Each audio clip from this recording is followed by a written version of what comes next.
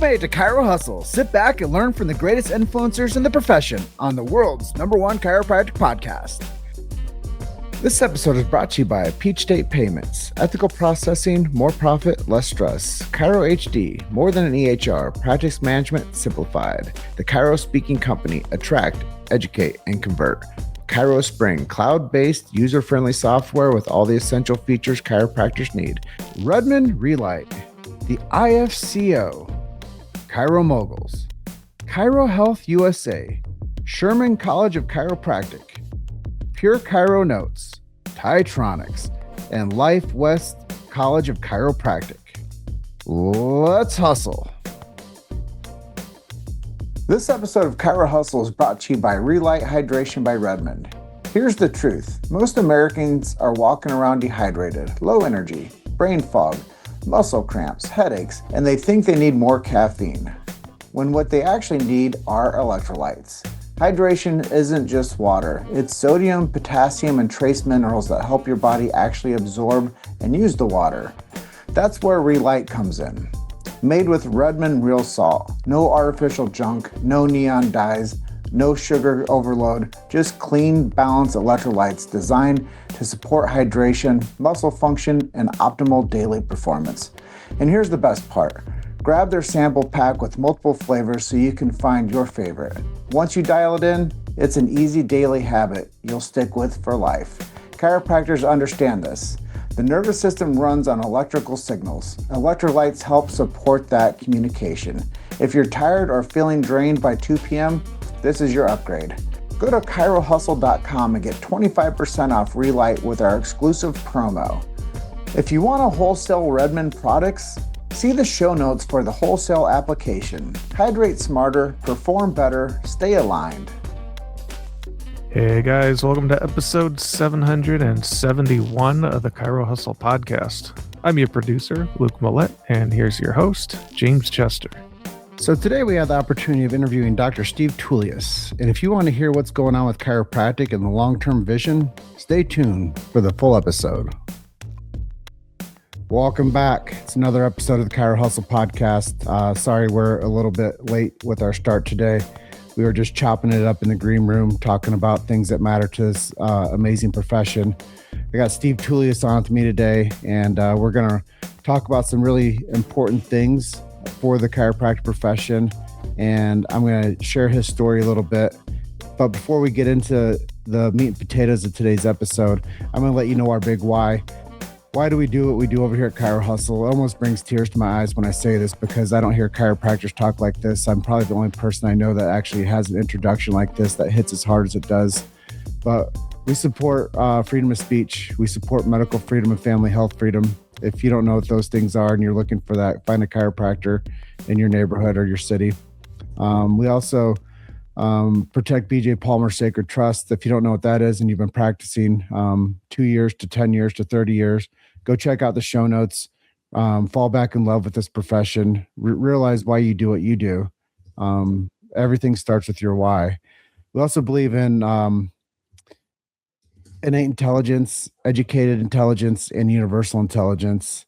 We believe that when man or woman, the physical gets adjusted, it connects them to man or woman, the spiritual, and that creates educated intelligence. There's a big gap now with what the students are getting in colleges and my beliefs. And if you know a chiropractic student, please share the show with them. If you have anybody in your life that needs to hear more about the principle of chiropractic and the purpose of chiropractic, please share the show with them. Today's episode, we're going to talk about what's going on with chiropractic, long-term vision for chiropractic, and freedom of education and the rights to understand the freedom of a free market in education.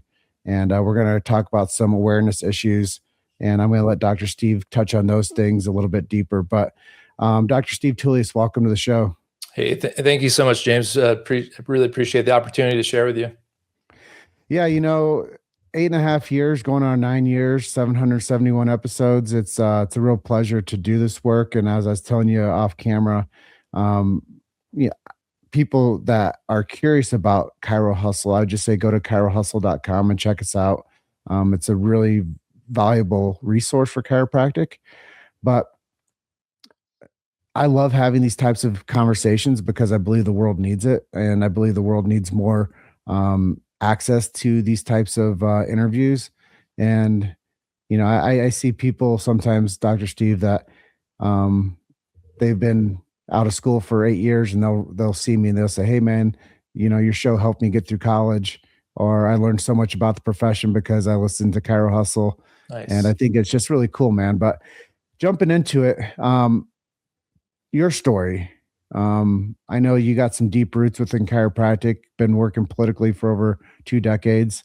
So share with us a little bit about your story, and then we'll get into these deeper discussions. Yeah, no, thanks, James. So, and I appreciate all the reason for Chiro Hustle and everything you just shared, your beliefs and what this show represents, because those are all the things that I believe in as well.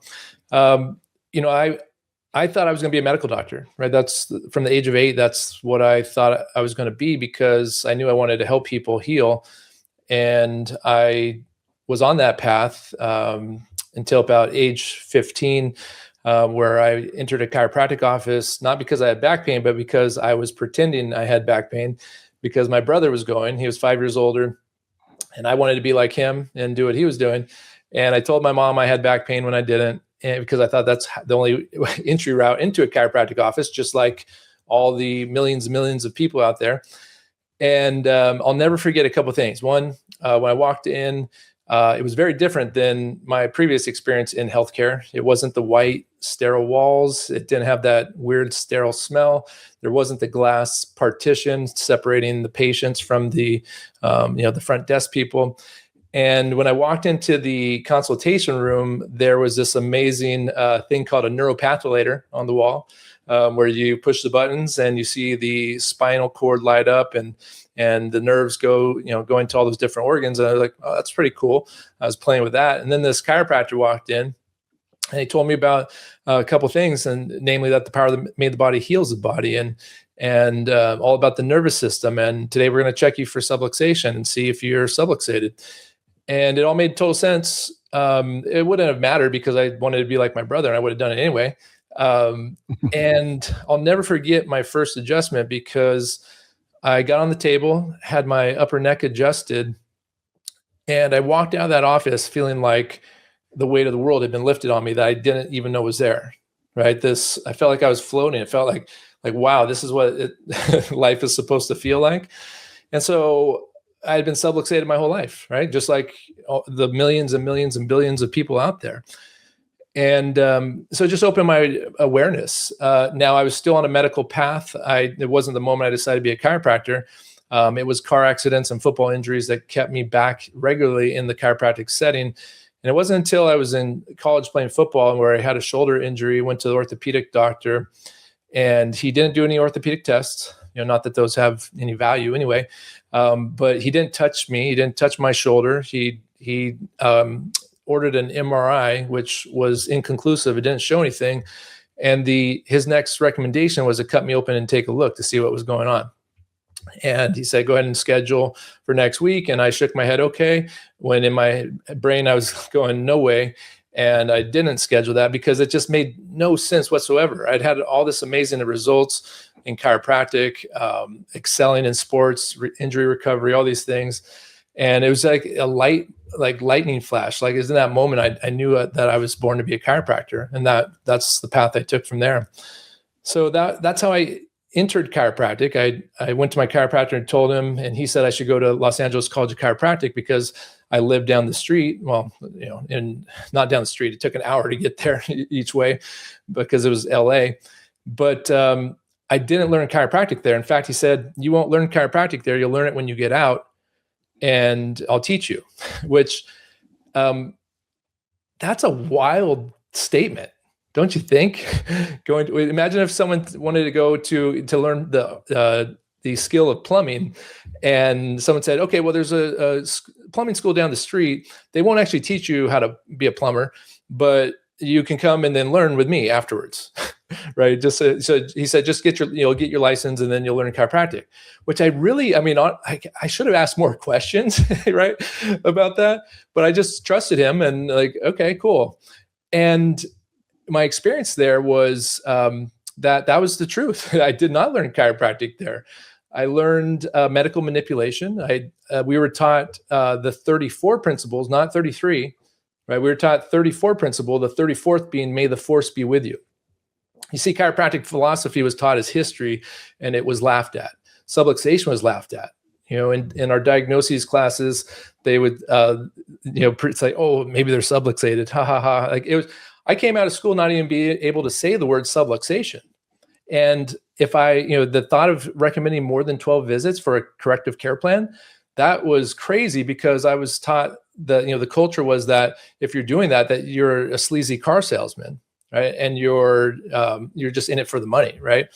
So that was my experience, and I'm glad I had it, because it helped me really understand what was going on the other side of the profession.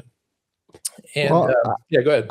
I'm glad you asked. I mean, I'm glad you're sharing this, because that's like the benchmark for a lot of what you want to talk about today is clarity, and what happens when somebody goes into a program and how they come out the other side of the program.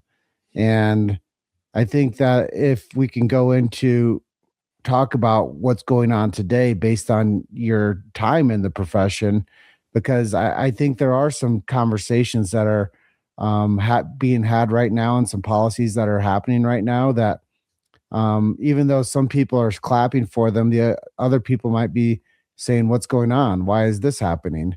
So maybe you can bring some clarity to some of these awareness issues. Yeah, absolutely. So as you mentioned earlier, I've been involved in chiropractic politics for 20 plus years. I've testified in front of the U.S. Department of Education twice regarding the Council on Chiropractic Education.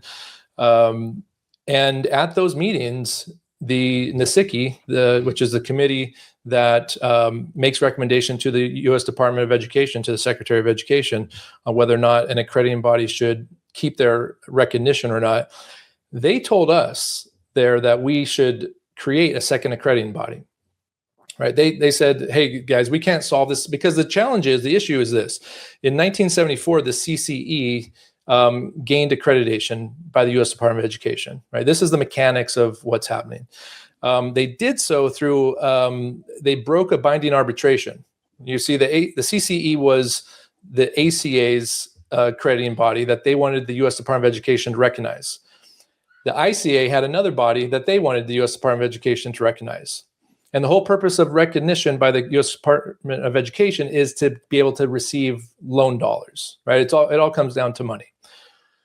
Anyway, there was a binding arbitration, and the ACA group ignored that and submitted their application, and it got approved by the U.S. Department of Education.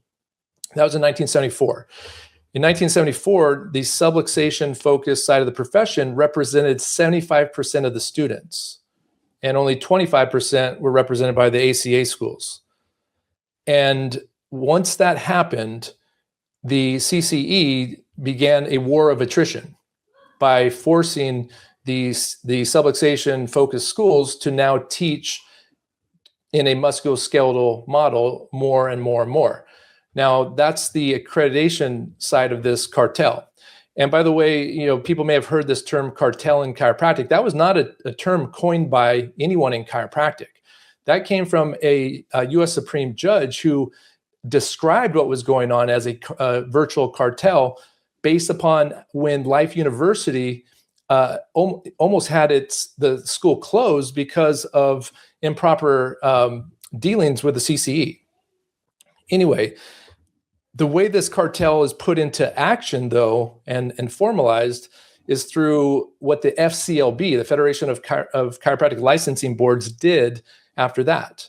They went and state by state put into the state statutes the naming of private entities into the state statute by specifically naming the Council on Chiropractic Education and specifically naming the National Boards of Chiropractic Examiners as the only routes to licensure. So what we have is a monopoly in chiropractic education, testing, and licensing. And because of that, you can't start a second accrediting body. Now, there's movement. There is a second accrediting body which has formed and will be seeking U.S. Department of Education recognition. However, in order for it to be actually utilized and mean anything, we have to go into every single state and remove from the state law this CCE and MBC only language. Now, if the other side of the profession truly wants peace and dialogue and transparency, then what they would actually do is work with us to remove that monopolistic language. However, that's not the case. They want to maintain that monopoly because it benefits them. Yeah, well, listening to the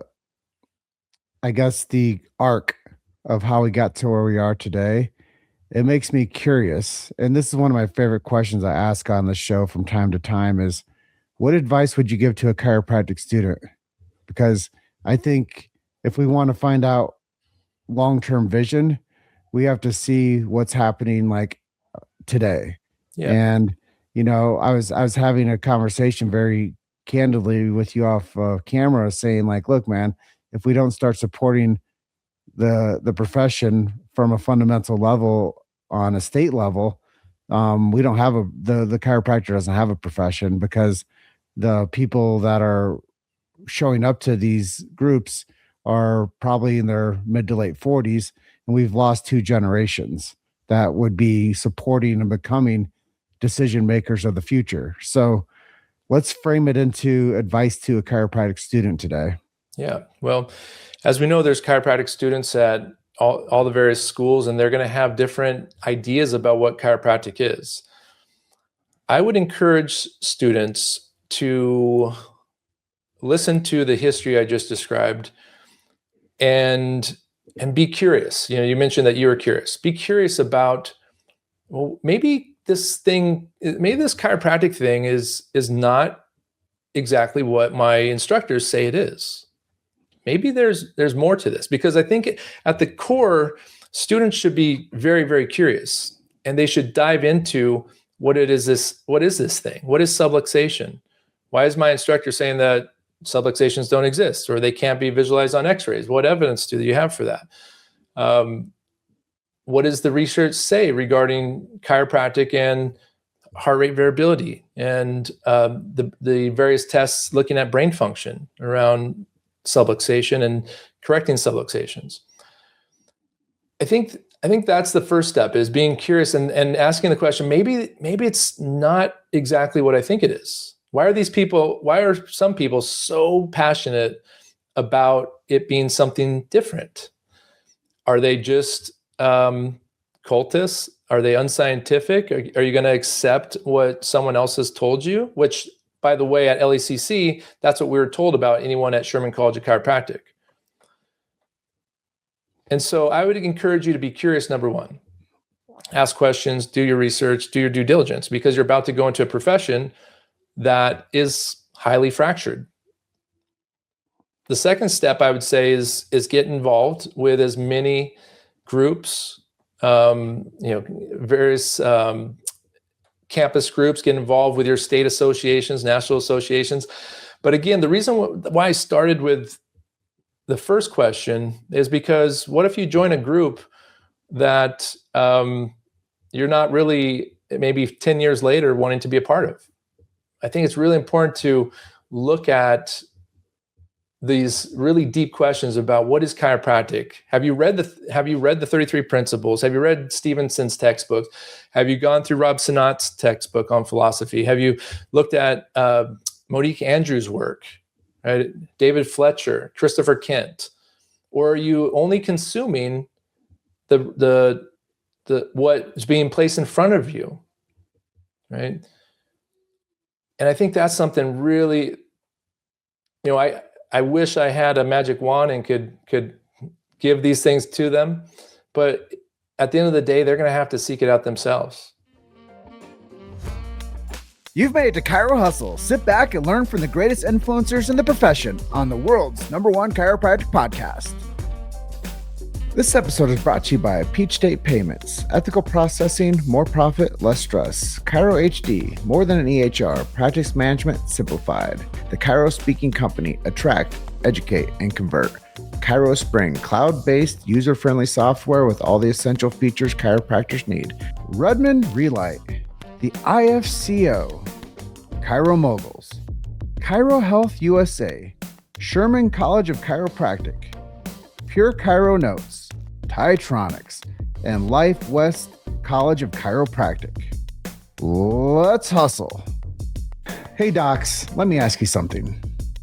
Are you adjusting patients but not adjusting your revenue? Because a lot of chiropractors are still undercharging without even realizing it. They're accepting insurance allowances that are just too low, and they're hesitant to raise the fees because they're worried about pushback from patients. The problem is, when your fees and financial systems aren't aligned, it creates a slow leak in your practice. And when you try to grow, more marketing, more patients, maybe even another location, the leak gets bigger. There's actually a smarter way to handle this. Chiro Health USA helps chiropractors charge appropriately when insurance is available while still serving cash or limited benefit patients through a compliant discount medical plan. The results? Many practices see revenue increases around 15 to 20% without adding more visits. Same patients, better margins, more freedom. If you want to stop leaving money on the table and build a practice that's both profitable and compliant, check out chirohealthusa.com to learn more. Yeah, I just think it's really important for you to talk about these things when it comes to the fundamentals, and one of my mentors, Fred Schofield, would always tell me, first you crawl, then you walk, then you run. And I just think that we will believe anything that we're told from our superiors when it comes to who influences and mentors us. And if they don't understand the big idea, and if they don't understand chiropractic philosophy, I sat down with this young gal at Parker College. She's a second-year student. And she was helping with like the women's chiropractic group or something like that.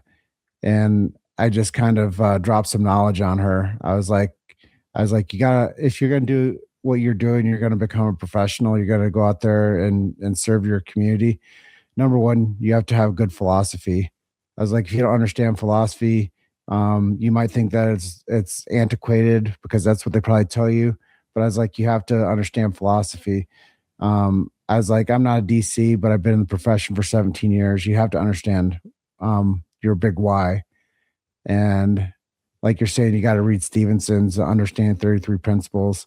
And then I was like, number two, you got to know how to adjust. I was like, you have to know how to do the analysis and do the application and do the check. And I was like, if you want to learn how to do that, I'd recommend you to learn how to become a chiropractor by shadowing as many clinics as you can over the next 2 years, and go out there and learn from people that are actually adjusting and learn the techniques from actual chiropractors that are running clinics.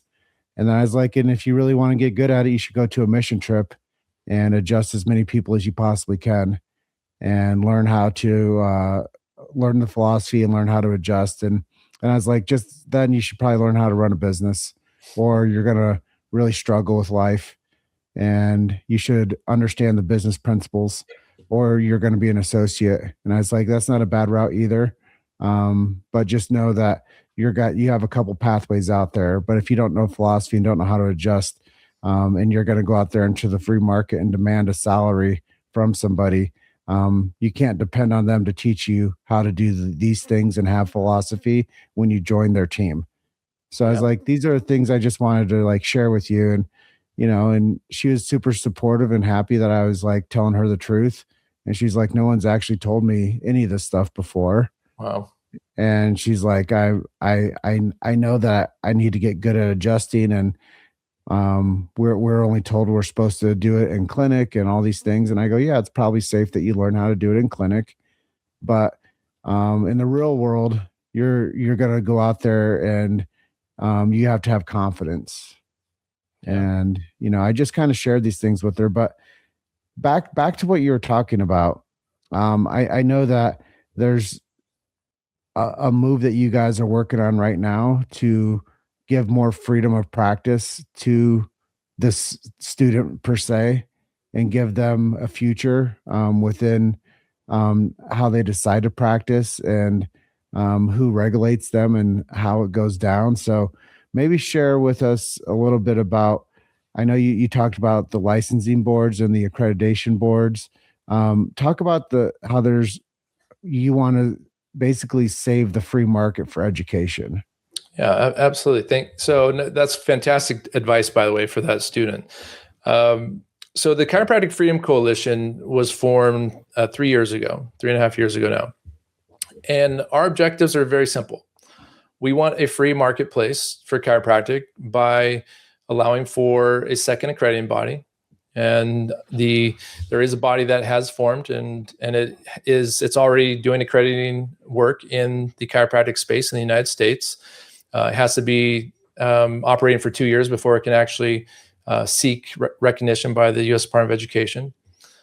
The second piece that we're working on, and we've already had success in numerous states already, is to remove that language that says that someone has to attend a CCE, a college accredited by the CCE, or has to take the national boards of chiropractic examiners.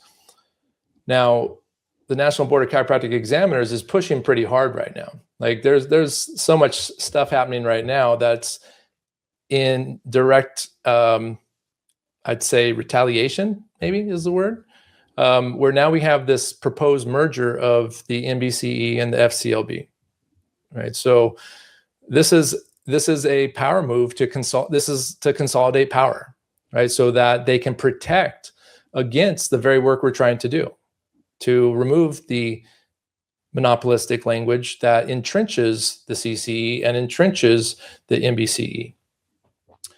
And really what we're asking for is transparency and dialogue. This proposed merger, they've had these quote unquote town hall meetings, and yet they're anything but. A town hall meeting, what do you think of when you think of a town hall meeting, James? That people show up and they have open dialogue and open discussion, and then they have a Q&A and get the community's questions answered, and they actually interact with the community and allow people to give their suggestions and lament their concerns, and they get a chance to then go home and feel like they were acknowledged and heard. Wow. I mean, that sounds, what a concept in a free society, right? It's pretty amazing that we have that ability as Americans, except for some reason, the National Board of Chiropractic Examiners feels that we don't have that right. So instead, they mock us by calling it a town hall. And it's a closed door meeting that only some people are privileged enough, that people that have the right, that what they say have the right to actually be on these calls, which they're only allowing themselves in an echo chamber, right? You have to be a state board member to be on these calls. Now the challenge, and we're asking this question, we want to know what legal authority these state board members even have to be discussing and influencing a private organization. See, the NBCE is a private entity. It's not a government sanctioned body. And many state statutes and laws in various states would suggest that what they're doing is illegal. And so we're just asking questions, or trying to, I should say, but they won't entertain them. I've actually personally messaged the president of the National Board of Chiropractic Examiners, and he ignores the messages. I'd said, hey, let's have a dialogue like this. Let's have a transparent dialogue.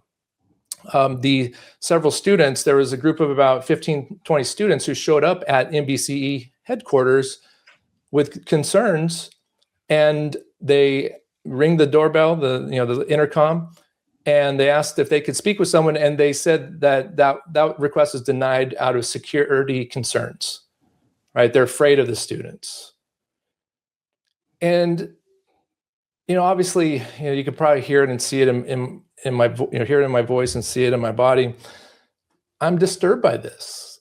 I'm disturbed by the lack of transparency, the lack of dialogue. And so the Chiropractic Freedom Coalition is calling for transparency. We're calling for a dialogue. In fact, we're going to have a true town hall. There's going to be one. In fact, we met today. We're going to have a true town hall. We're going to invite everybody. We're not going to leave anybody out. The ACA can come. The Florida Chiropractic Physicians can come. The all state board members can come. Every student can come. The public can come, because that's what a town hall actually is, right? To have a discussion and dialogue. Well, the whole time you're talking, it kind of reminds me of how anybody can go in and edit a Wikipedia page. And whatever people see on the Wikipedia page becomes what they digest and what they believe, and what becomes common adoption for knowledge. And if you go to anybody's Wikipedia page, you can go and like edit that yourself. And that's dangerous, I think, is when, it's not real freedom of speech and it's actually contrived messaging. And I do think that from my perspective, being a chiropractic journalist, that's why I've never censored anybody on this show. I know what it's like to be censored and traffic throttled and shadow banned, and I would never do it to anybody else. So I believe that what I've done is actually create a town hall opening discussion for everybody. Absolutely. I've never told one person, no, I won't interview them. Do I like everybody like 5 years down the road that I've interviewed before? Not all of them, not everybody. Like there's some people out there I just don't get along with. Sure. But that's what happens with this world. We don't like everybody. Yeah. But I think that that's the position that I see that you guys are in, is you want transparency for message of what happens in the next generation and the next generation and the next generation.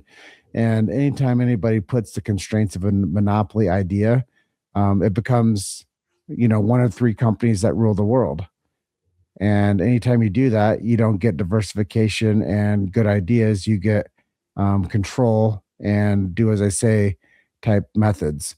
And there's no real flexibility for people to understand that, you can go to a college and become a great chiropractor that's not controlled by one side.